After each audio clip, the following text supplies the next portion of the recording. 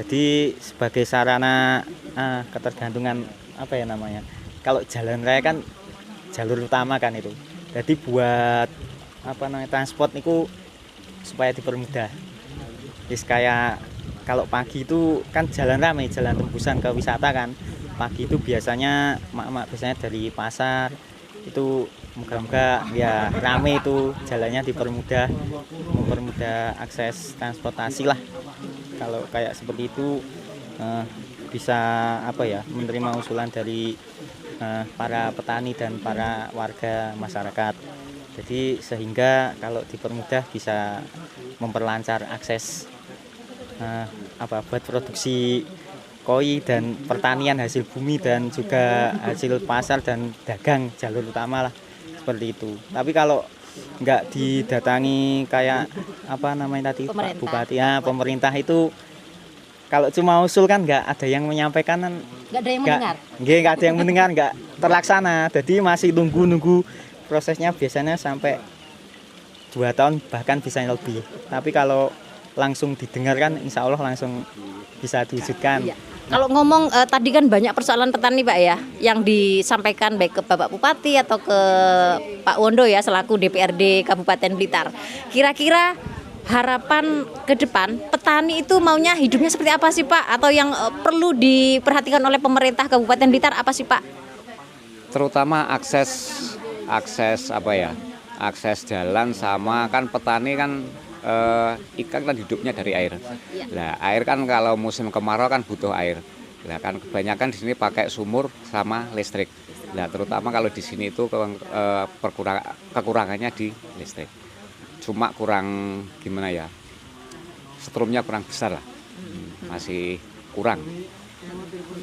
Ya, tadi kan setelah konsultasi sama Pak Bupati sama Pak DPR ya, semoga kedepannya diberi kelancaran, kemudahan. Ya. Selain sarana prasarana, kira-kira kebijakan apa sih yang dibutuhkan atau ada program apa sih yang dibutuhkan untuk para petani yang ada di Desa Kemloko ini?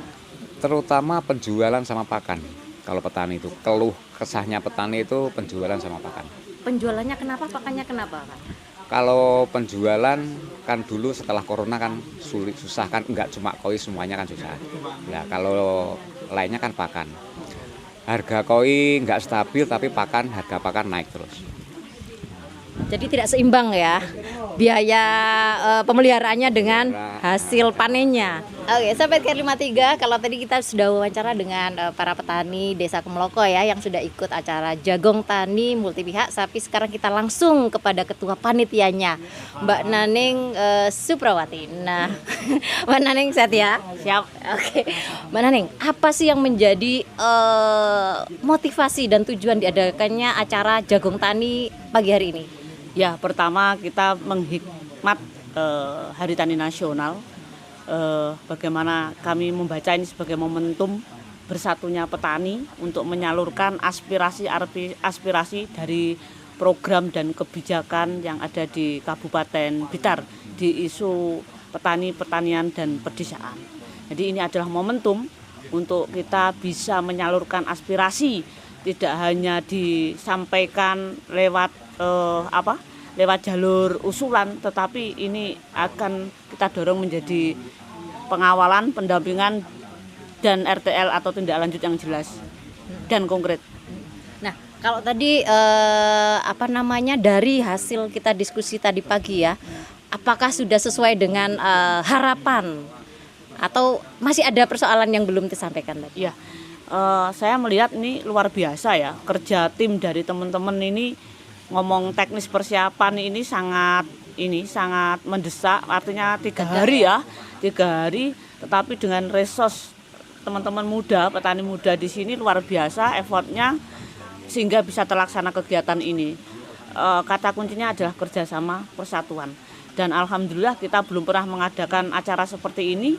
Hari ini bisa semua yang diharapkan dari para pemangku kebijakan rawuh dan hadir semuanya. Kita bisa tatap muka langsung dengan Bupati, Legislatif, kemudian para dinas sebagai kepanjang tangannya Bapak Bupati, dan mereka merespon Artinya memang dibutuhkan payung hukum yang jelas sampai ke tataran teknis. Nah, kebetulan di Kabupaten Blitar sudah ada Perda Perlintan, dan tadi ketemu Bapak Bupati, beliau mengiyakan untuk segera ditelurkan namanya Perbub yang melindungi dan memberdayakan petani di Kabupaten Blitar.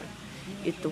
Dan untuk teman-teman di KOI, karena inilah manfaatnya kalau kita bareng, ibarat bersuara itu volumenya itu kenceng, akhirnya kebutuhan dasar itu bisa tersalurkan, yaitu infrastruktur atau sarana prasarana listrik dan jalan usaha tani. Sebenarnya ini tidak hanya sebagai JUT ya, tapi juga jalan wisata, jalan ekonomi, sehingga strategis dan memang tidak boleh nanti-nanti, tapi harus segera dilaksanakan, dijalankan pembangunan pembangunan yang namanya jalan itu. Dan yang ketiga adalah Bapak Bupati mengiyakan bahwa sejarah KOI di Kabupaten Blitar itu ada di Kuwut, Desa Kemloko, Kecamatan Legok, Kabupaten Blitar. Maka di sini harus didirikan ikonik KOI sebagai simbol kesejarahan bahwa KOI unggulan itu ada di Desa Kemloko, Dusun Kuwut.